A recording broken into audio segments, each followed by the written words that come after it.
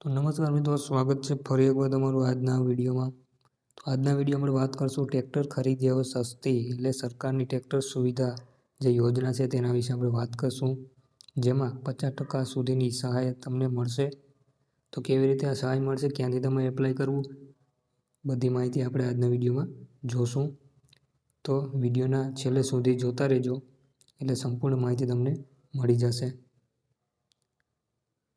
તો મિત્રો, tractor subsidy ખેડૂતો માટે ટ્રેક્ટરનું ખેતીનું સૌથી મહત્વપૂર્ણ સાધન છે, પરંતુ તેની ઊંચી કિંમતના અને મધ્યમ ખેડૂતો માટે ખર્ચ બની શકે છે। એટલે હવે ટ્રેક્ટર સહાય યોજના હેઠળ 60,000થી વધુ સબસિડી મળવાની જાહેરાત ખેડૂતોમાં ઉત્સાહ જોવા મળી રહ્યો છે। આ સહાયથી આધુનિક ખેતી સરળ ખેતી બની શકે છે।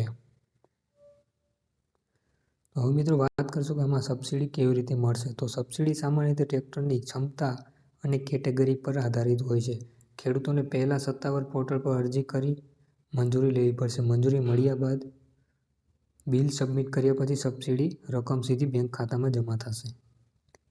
ત્યાર પછી વાત કરીએ કોણ પાત્ર બની શકે, તો માપદંડ રાજ્યના મુજબ બદલાઈ શકે, પરંતુ સામાન્ય રીતે જમીન ધરાવતા ખેડૂત, માન્ય દસ્તાવેજો અને આધાર લિંક થયેલ બેંક ખાતું જરૂરી હોય છે। કેટલીક યોજનાઓમાં નાના અને સીમિત જમીન ધરાવતા ખેડૂતોને પ્રાથમિકતા આપવામાં આવે છે।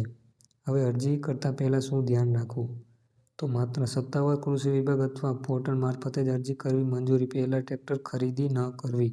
તમામ દસ્તાવેજો સચોટ અને અપડેટ હોવા જોઈએ। તો 60,000થી વધુ સબસિડી સાથે ટ્રેક્ટર ખરીદી માટે મોટી તક બની શકે છે। યોગ્ય માહિતી મેળવી અને સત્તાવાર પ્રક્રિયા અનુસરવી, જેથી ખર્ચ ઘટાડીને ઉત્પાદન વધારી શકાય છે। આ લેખ સામાન્ય માહિતી માટે તૈયાર કરવામાં આવ્યો છે। સબસિડી પર દર પાત્રતા અને નિયમો મુજબ બદલાઈ શકે છે। સચોટ માહિતી અને સંબંધિત કૃષિ વિભાગ અથવા સત્તાવાર પોર્ટલ પર તપાસ કરવી જરૂરી છે।